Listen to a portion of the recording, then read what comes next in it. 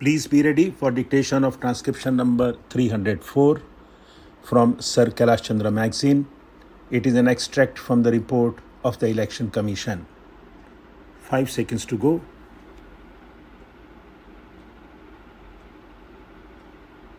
Start. In view of the fact that elections to the legislatures and the local representative bodies are now a permanent feature of the life of the nation, it has become urgently necessary to put the election machinery in the districts and their subdivisions on a more satisfactory and well thought out basis. In the Commission's view, a separate nucleus election office with an adequate permanent staff on a whole-time basis should be set up in every district and subdivision, and this office should be temporarily strengthened by additional hands at the time of an election. The district or subdivisional election officers may normally be part-time officers who must, however, be relieved of most, if not all, of their other duties at the time of the elections. In the course of inspections of some district election offices undertaken by the Election Commission, it was noticed that the organization at the district and subdivisional level is almost always inadequate and very often haphazard and unsatisfactory. This is not at all a fair for the officers who are expected to carry on this important duty, and it is not to be wondered that the work done by the election staff in between two general elections is very often below the requisite standard and comes in for severe criticism. Much more strained and better organized efforts would be called for in future than hitherto, if even such routine work is to be done in an efficient and business-like manner. A permanent and adequate nucleus election office at each administrative center is therefore essential. In regard to the preparation and maintenance of the electoral rolls of a constituency, the permanent machinery consists of the Election Commission, the Chief Electoral Officer, and the Electoral Registration Officer of the constituency.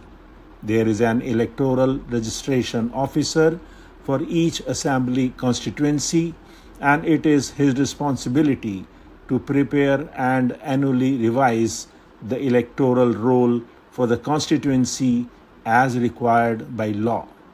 The law has made provision for the appointment of one or more assistant electoral registration officers to assist the electoral registration officer in the performance of his functions. Every assistant electoral registration officer is subject to the control of the electoral registration officer, competent to perform all or any of the functions of the electoral registration officer. The electoral registration officer, who is an officer of the government, is nominated by the Election Commission. The assistant electoral registration officers are also appointed by the Election Commission. Generally, officers of the status of deputy commissioners, collectors, deputy collectors, tehsildars, etc. were appointed as electoral registration officers, while officers junior to them were appointed to assist them as assistant electoral registration officers. For each parliamentary constituency, a returning officer is appointed by the Election Commission. He has to be an officer of government. One or more persons who are also officers of government are appointed as assistant returning officers to assist him in the performance of his functions. Whenever by-elections or general elections are to be held, the returning officer comes into action. Subject to the approval of the Commission, the returning officer selects the polling stations for his constituency. He also makes all preparatory arrangements for the holding of the poll. He appoints the personnel required for the conduct of the poll. The size of the polling personnel depends on the extent of the constituency and the number of polling stations. The returning officer's duty continues until the last candidate has lodged his account of election expenses.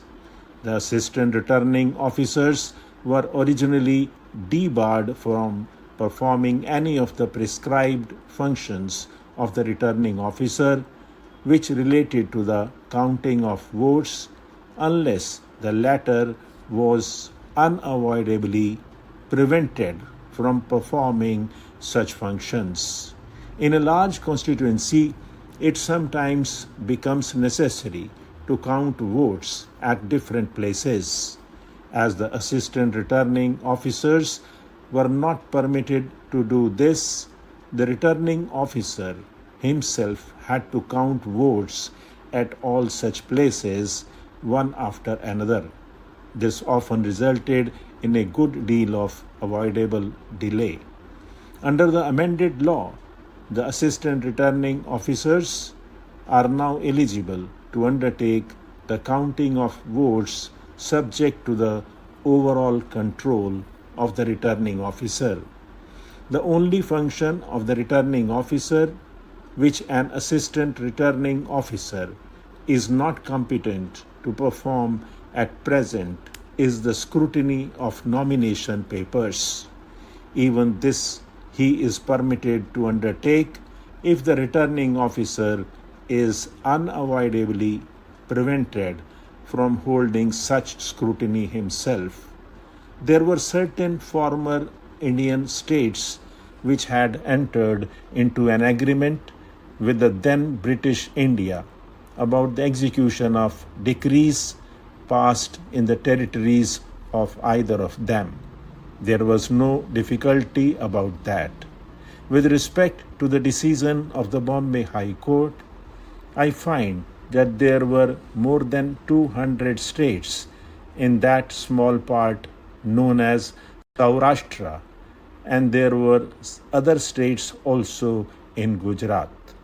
There were some states like Kolhapur and others in Maharashtra. In respect of many of these states, probably I think there were agreements between the British India and these states. Stop.